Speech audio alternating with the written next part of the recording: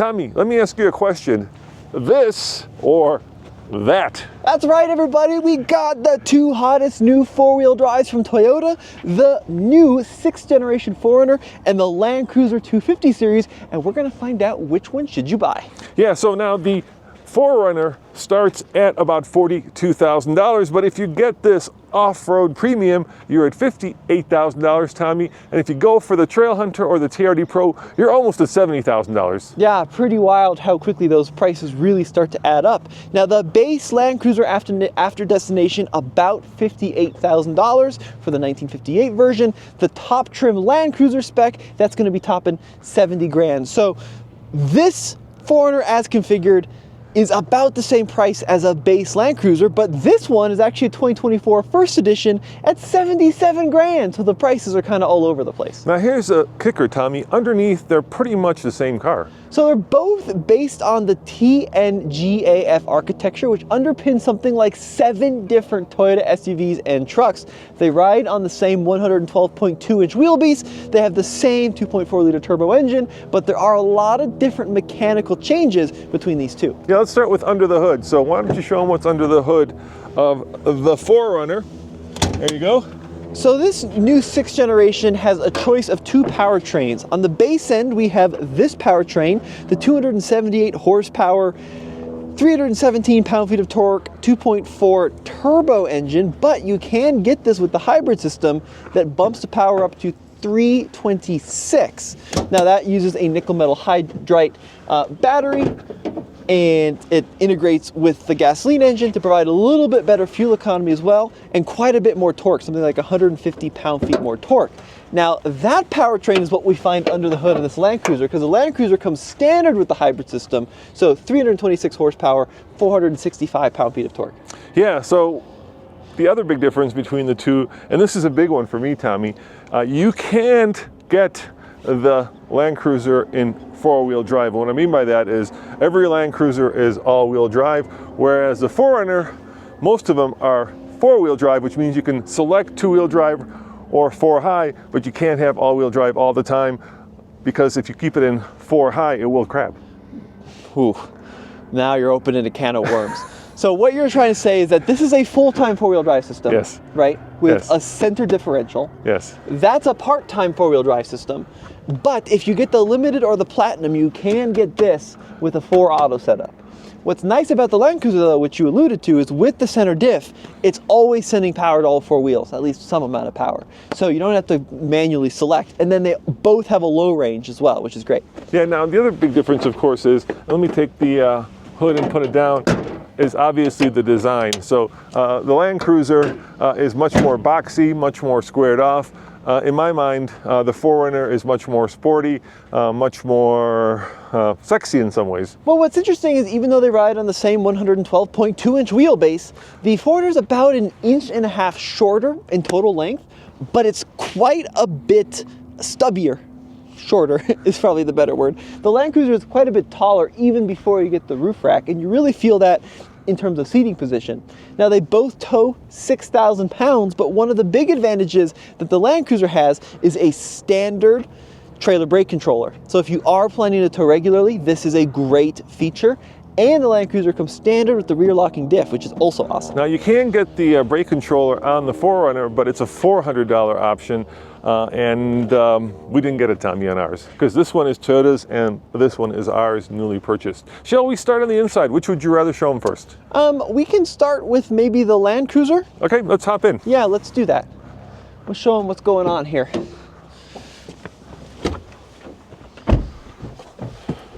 So one thing which I really like about this Toyota, this car is a sister car, the Lexus GX, which shares kind of the same body structure, right? I really like these seats. I think that the Land Cruiser has a better seat, a more comfortable seat than what we're going to find in the 4Runner, and it has a more premium feeling interior as well. I like this little bit of texture across the dash. I think that's really nice. I like how the screen is integrated, doesn't stick up high like it does in the 4Runner.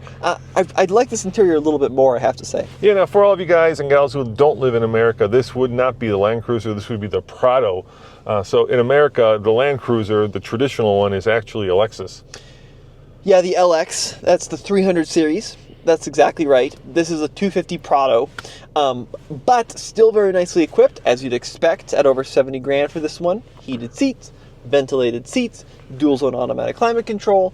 It's got pretty much every feature you'd expect, wireless charging, and this one also has the center locking diff. We talked about the full-time four-wheel drive, rear locking diff, and the sway bar disconnect for some added articulation.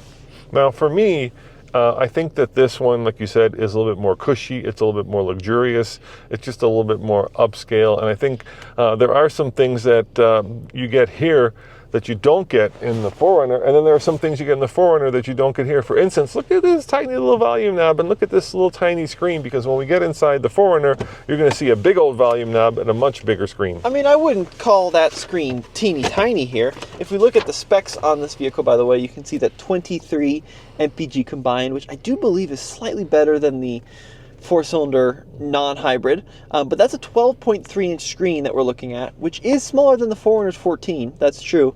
And then there's that price, 76 grand on this first edition. Granted, fully loaded, but that's big money. Why don't you hop in the back seat and show them how much room there is, and I'll stay up here. Sure. Yep. Let's check it out. All right, I'll jump in there too. Why not? All right, so I like the stadium seating in this quite a bit. It does subtract a little bit from headroom, but even at 6 feet tall, I just clear, which is great. Good legroom, but I like how much higher you sit in the rear than in the front. That gives you kind of a nice perspective out at the world. This is the premium JBL sound system. It also has a third zone of climate back here, so it's a really good rear seat. Yeah, and they do recline. What's not so good is the trunk, though, because this comes as a standard hybrid in the US, not in every market, but in the US, which means we've got a good few inches of trunk space that we lose here. So this is about 46 cubic feet worth of space, where the 4Runner actually has more at 48. Now you can actually see the cup holders. Now, why does it have cup holders in the trunk? Oh, because in Japan you can get a third row. Yeah, or if you get the Lexus GX, you can also get a third row. But one of the pros of the hybrid system, which I really think doesn't get talked about enough, is over here. It has a 2.4 kilowatt plug. So a lot of I can't move this. It's so air heavy. compressor is kind of heavy. I'm sorry. And it's on rubber. There we go. So a lot of trucks will have an onboard power outlet. It's usually like 400 watts. This is 2400 watts, which is great for camping. And you can see over here we've got some Moab dirt. We just took these two to Moab and we compared them off-road. So if you want to see that video, where should they go, Tommy? You can head over to alltfl.com. Now, one other weird thing about this comparison, this Land Cruiser actually has a slightly smaller fuel tank as spec'd, 17.9 gallons versus 19 gallons in the 4Runner. Let's check out the interior on the 6th gen. You know why Toyota does that, right? Why don't you show them the fuel economy in here? They do that because that's the hybrid, and so it gets better fuel economy. I don't have the, I think it's 21. It's 21, combined. yeah. Versus 23. It's not in there? Nope. That's odd. I thought I put it in there. Maybe it is in here. But this is such a, oh yeah, we do have it. Good thing you checked here. So we just bought this a couple days ago, hence why they're so dirty from our road trip. Oh gee, it's tearing pretty good here, Dad. It's okay. It's okay. Tear it. There we go. 21 MPG versus 23. And there you can see the configuration on this one after destination, $58,318. So, like I was saying, Tommy, here you get a much bigger screen.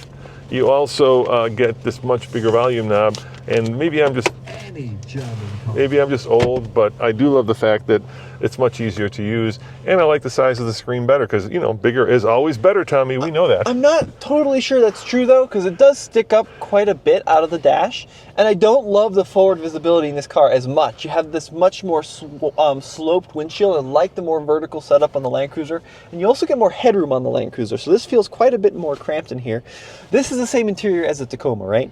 So all of the button layouts, the four-wheel drive selecting layout, the digital cluster, all of this is going to be very familiar if you are a fan of the Tacoma. Yeah, so you do have, like I said, 2 high, 4 high, and 4 low, but you don't have full-time all-wheel drive. And then there we got our button for the rear locking diff. We've got multi-terrain select and crawl control and all of that. But we are missing stabilizer disconnect. Yeah, I mean, the interior in general... Sway bar disconnect, sorry.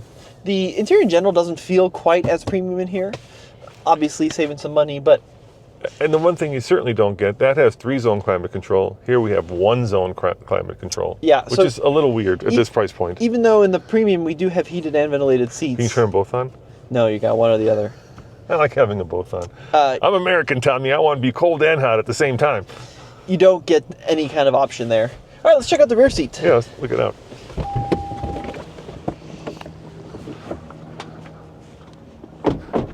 Got some kind of box back there.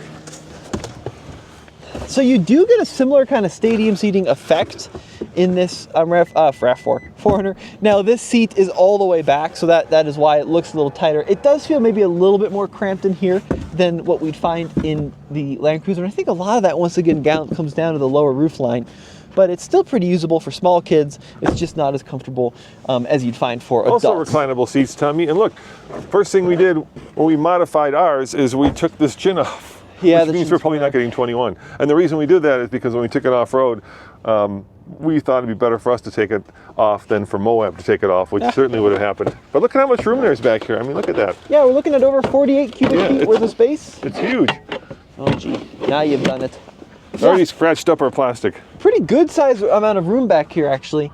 Once again, you see the cup holders because you can get a third row on the 4Runner. But you are much deeper in the back.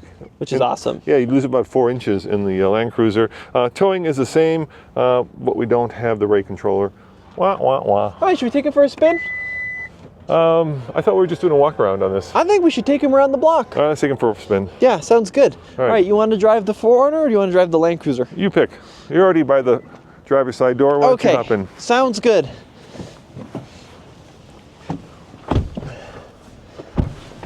Ooh, this thing is comfy. We're just gonna go zoom up and down the block to talk about how they compare in driving dynamics.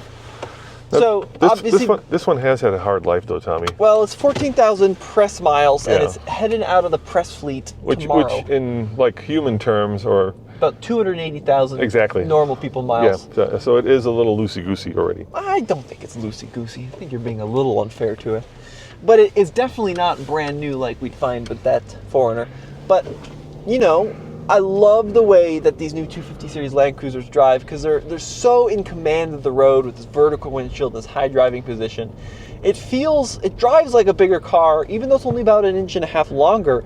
It feels substantially bigger on the road. Yeah, also my feet aren't quite as far into my chest. It just feels like there's more room here because it's a much bigger kind of atrium that we're sitting in. Mm-hmm. That's a really good point. I also find that the suspension's a little smoother, right? It's a little bit more compliant in the Land Cruiser. Look, a little coyote. Oh my gosh, is it real? Oh no, it's fake. Oh, it's fake. Why is there a fake coyote?